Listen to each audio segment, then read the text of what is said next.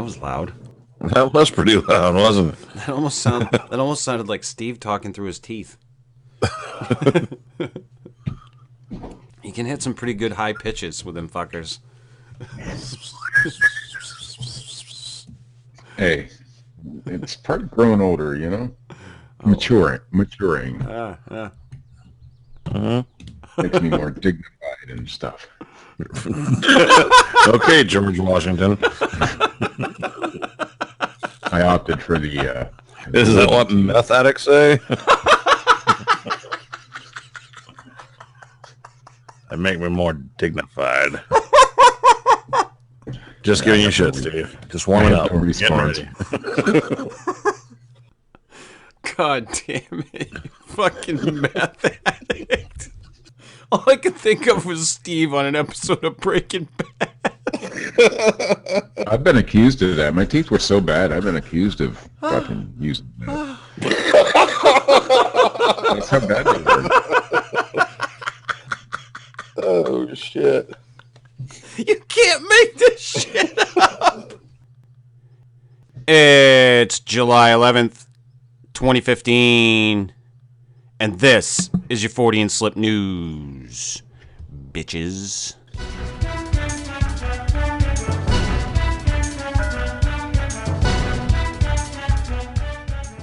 From AL.com, that's Alabama, for those of you who don't know. The Alabama Exorcist. Alabama man! Alabama Exorcist, the pastor who cast out demons and founded the Deliverance Ministry. Apparently he died. If you were possessed by demons and needed an exorcism, well, the Reverend Bill French was the man to call in Alabama.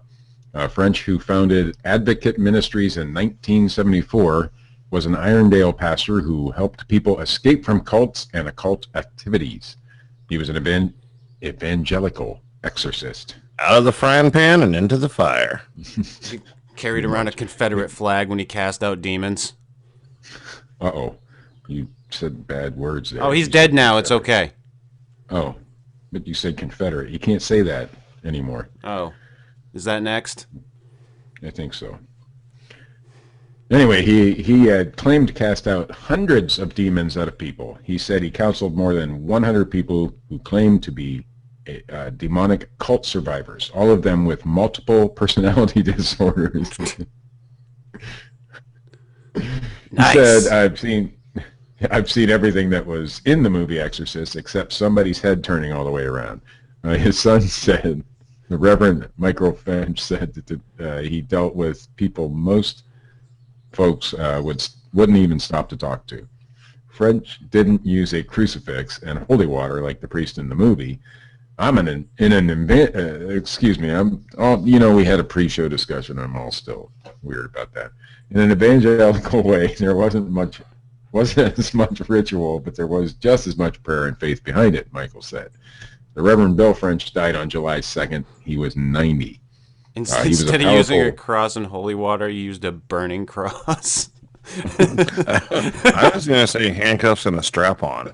Hey, both can work. I don't think he was a Catholic priest. No. Well, he was an evangelical. They're not Catholic, are they? Are there evangelical Catholics? I don't think so. No, I don't think so. I don't know. I don't think so either. I'm not a theologian. He was a powerful speaker and moved in the power of the Spirit and prayed for deliverance, said Ann Cosper Hammond, former director of the Birmingham Alive Prayer Ministry. There weren't too many around who had the power to do that. He was But boy, Bill French, he could do it. When cases arose of people believing as if they were possessed, other pastors knew to call for... You got yourself a demon in you, boy. The power of Bill compels you. He called it a deliverance ministry. The Reverend Rick My name is Bill. The Reverend Rick Cooper, pastor of the Open Door Church that was destroyed by a tornado in 1998, and where members said they were saved by angels holding up parts of the building as it fell, said he often sent people to French. I'm going to skip the rest of the story, but you can go to AL.com and find it, but I had to read this line. French was a bivocational minister at times, working as an insurance salesman before he went into full-time ministry. That makes it all better. I don't know. It's funny. The death of a traveling salesman / exorcist. May I interest you in some homeowners insurance or an exorcism? Do you have the Lord of Evil in you? I wonder if he sold like a demon policy, you know. Protect yourself. Does Beelzebub control your every action? From weird-videos.net. Parents have subjected the child to horrific tortures to drive away the evil spirit. This is about child being tortured by parents for being a witch, by the way. A 6-year-old girl. I do that at my house. She's a witch! A 6-year-old girl was tortured by her parents because she was considered to be a witch. The fanaticism of her parents seemed detached from horror movies. The girl suffered in silence, believing that was happening to her was for her own good. Kavani Kanda is a child of a London suburb. The family accuses her that her soul was possessed by an evil spirit that had to be released. They should have called Bill French. Because of the trauma, the girl became a sleepwalking. Because of the trauma, the girl began sleepwalking, a treatable disease characterized by abnormal behaviors during sleep. Frightened by the girl's side effects, parents were sure that something fishy was going on. From that moment, Shivani was forced to endure hunger, violence, or worse. So, oh my God, they gave her suppositories with chili pepper on them. That's great. Woo! That'll wake you up when you're sleepwalking. Good morning. Oh, ouch. Parents believe that these methods... new poppers. But wait a second. When did that become a treatment for witchcraft? I don't know, but apparently these people thought it was. Parents believed that these methods, the evil spirits that possessed their daughter, would be banished from the soul of the child. I did not tell anyone because I thought that's what happens. I thought it was normal. Stick chili peppers up everybody's ass. Yeah, that's what Cavani said. She thought it was normal. Although we are in the 21st century, some traditions regarding exorcism remain deeply rooted in social mentality. Yeah, look at Bill French. London authorities argue that more and more children are abused by their own parents or close relatives. And spokespersons from Subway. One of the most shocking cases investigators said took place in 2010. A child of 8 died after being forced to sleep in a garbage bag. No shit. Fucking Christ. Her family accused her that she hosts a demon, evil.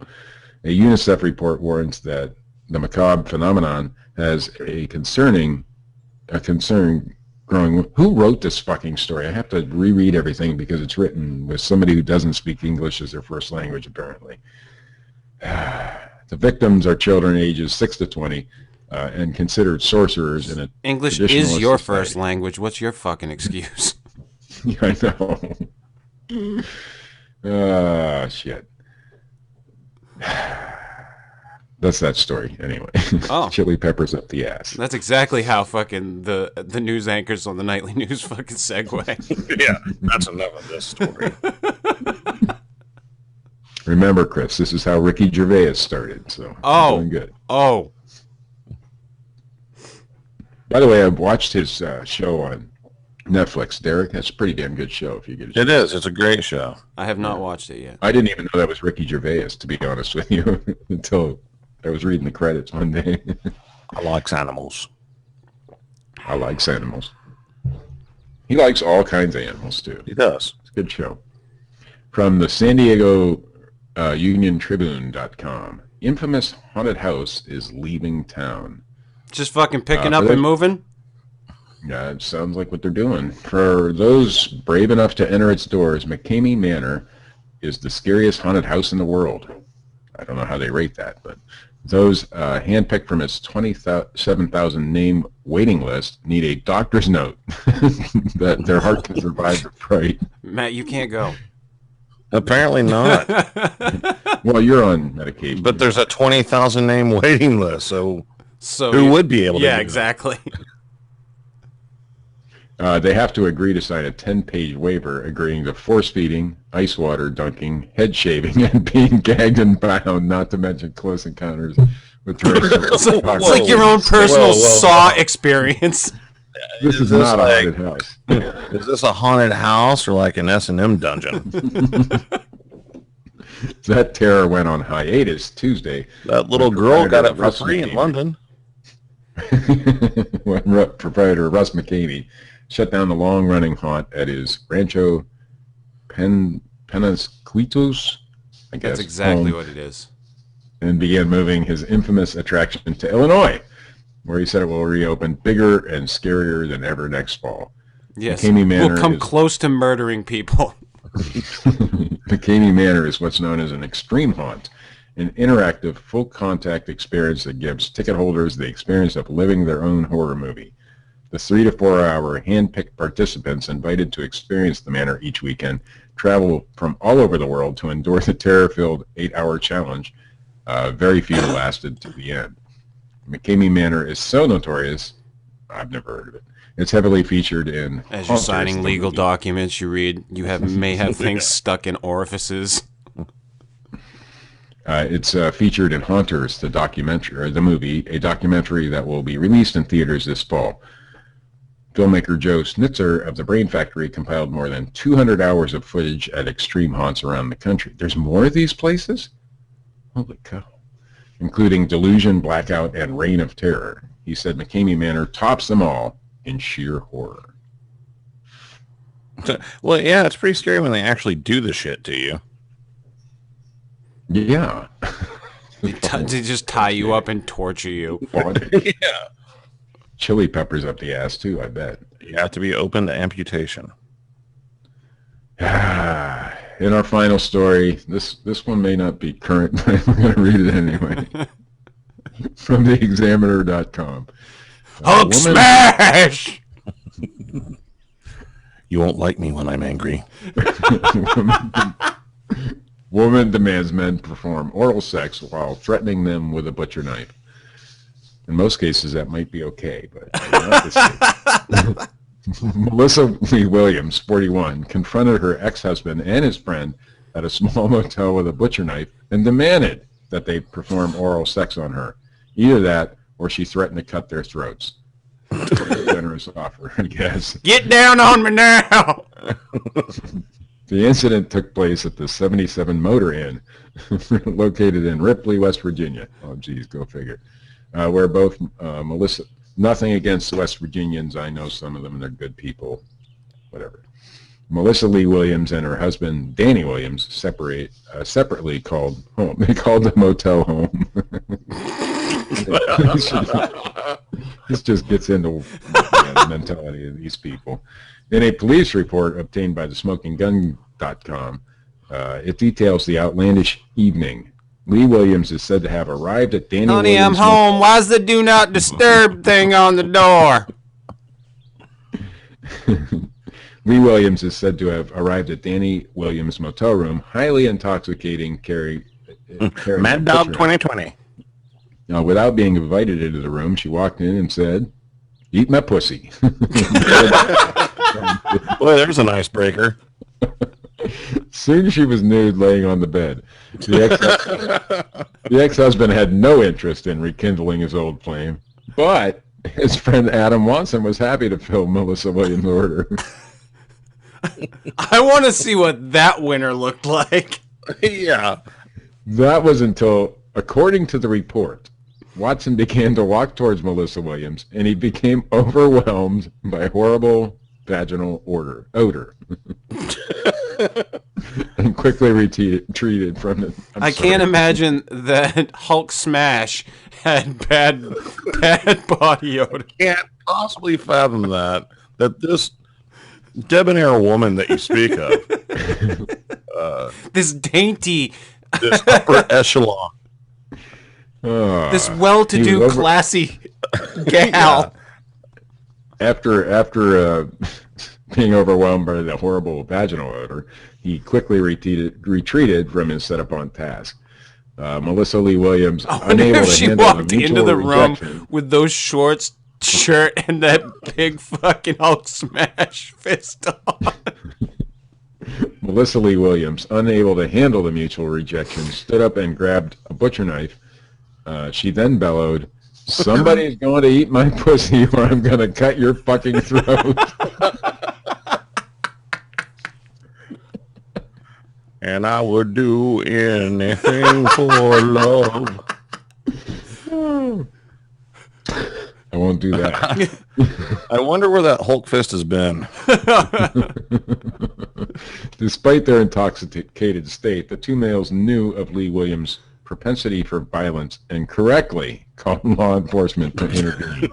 And animal control. When the Jackson County Sheriff's Department arrived, Melissa Lee Williams was naked from the waist down. She was taken into custody. Oh, God. Poor cops. On October 22nd, 2010, and charged with brandishing a deadly weapon. Do you think the cops rolled their windows down? And she was also found guilty of domestic assault and was sentenced to 90 days in jail. Whew. What a gal. I like that. And I'm sure, Chris, you're going to put a photograph of her in the news somewhere so people can see this lovely woman. Yes, she's a gem. That one. A lovely gal. And you can find her on plentyoffish.com. You can find her on plentyoffish.com under screening Pussy Stinks. You can hook up with her on Tinder.